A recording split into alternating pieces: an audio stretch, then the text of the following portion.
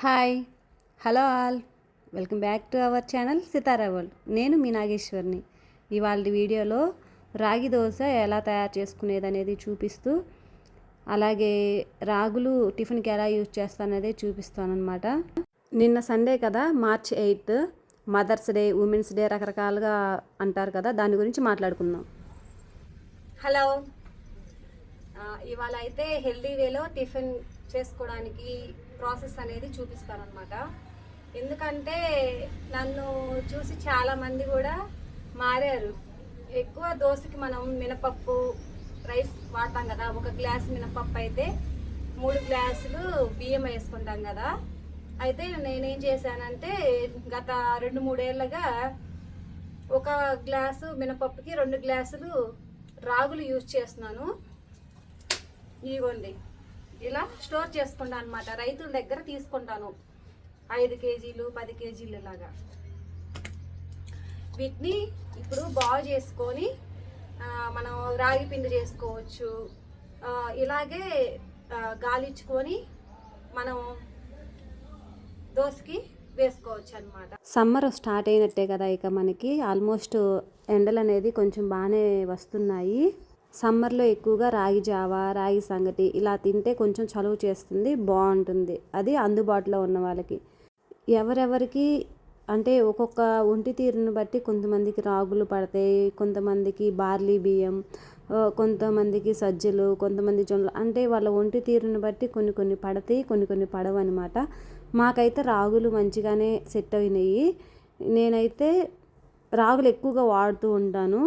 ఇక దోశకి ఎక్కువగా బియ్యం వాడకుండా రాగులు వాడతాను. ఇంకా ఇదే సేమ్ ప్రాసెస్లో రాగి దోశకి ఏ పిండి అయితే పడతామో దాంట్లో కొంచెం ఇడ్లీ రవ్వ వేసేసుకుంటే ఇడ్లీ కూడా వేసుకోవచ్చు. ఒకసారి పెట్టుకుంటే సరే, ఇక ఇడ్లీకి దోశకి పిండి పనికి వచ్చింది అనమాట.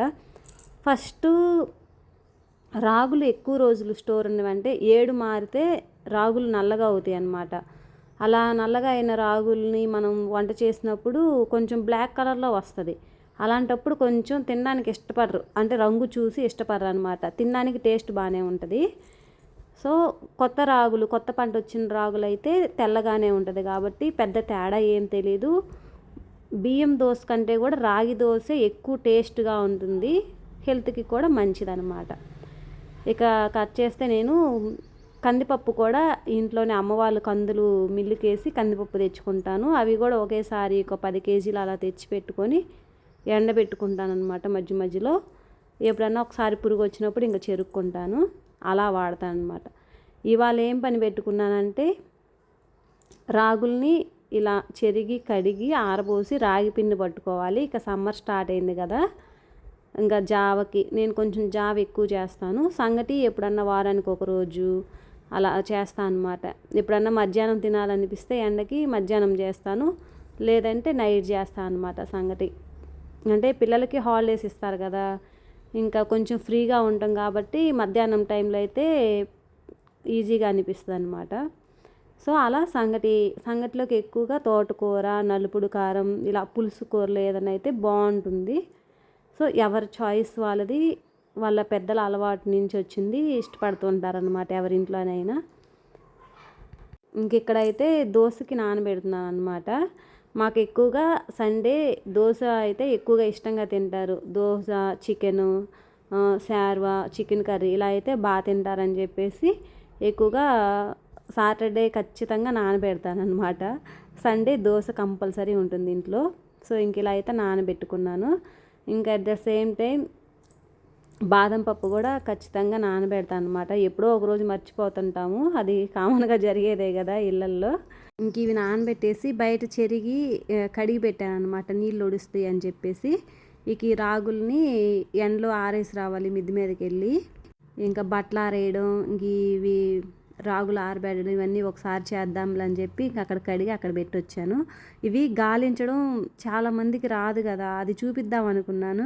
వీడియో తీసేవాళ్ళు లేరులే, ఇంక స్టాండ్ పెట్టి అక్కడ ఏమి గాలించేది వీడియో తీద్దాంలే అని చెప్పేసి అది తీయలేదన్నమాట.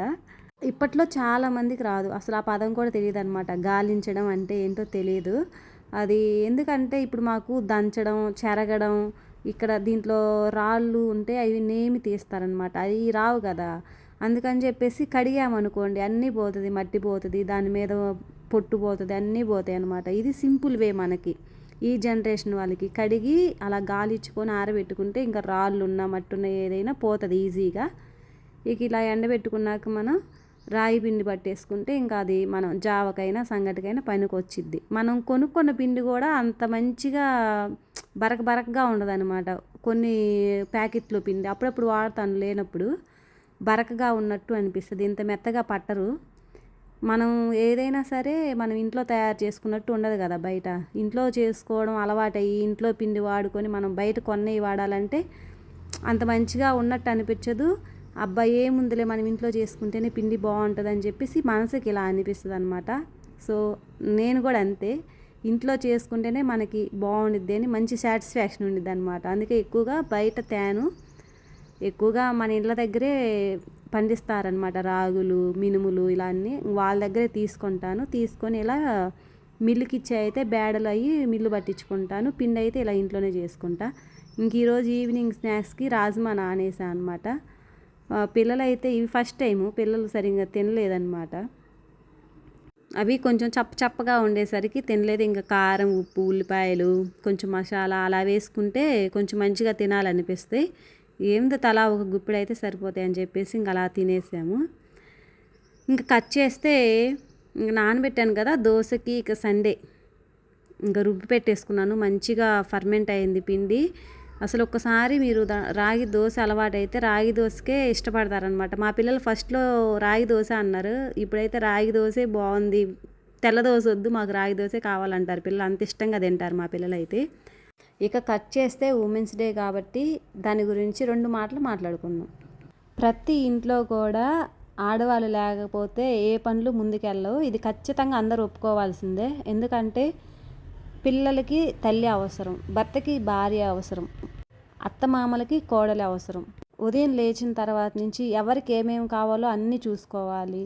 ఎట్ ద సేమ్ టైం ఇంటిని శుభ్రంగా ఉంచుకుంటూ ఎవరికి కావాల్సిన తిండి వాళ్ళకి చేసి పెడుతూ దాంతోపాటు ఆమె ఆరోగ్యాన్ని కూడా కాపాడుకోవాలి. చాలామంది లేడీస్ వాళ్ళ ఆరోగ్యాన్ని పక్కన పెట్టేసి వాళ్ళు తినకపోయినా ముందు పిల్లలకి పెట్టాలి, భర్తకి పెట్టాలి, అత్తమామకి పెట్టాలని చెప్పేసి వాళ్ళ హెల్త్ని సరిగ్గా చూసుకోరనమాట.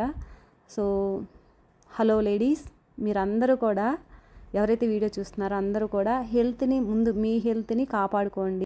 మెంటల్గా, ఫిజికల్గా స్ట్రాంగ్గా ఉండాలి. అప్పుడే మన ఇంటిని మనం చక్కబెట్టుకుంటాం అనమాట.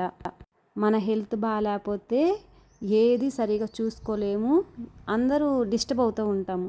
సో ఇది గుర్తుపెట్టుకోండి, ఇది నా మాటగా. ఓకేనా?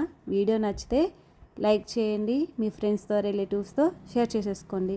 మరొక మంచి వీడియోతో కలుస్తాను. అంతవరకు చూస్తూనే ఉండండి. బాయ్ మరి.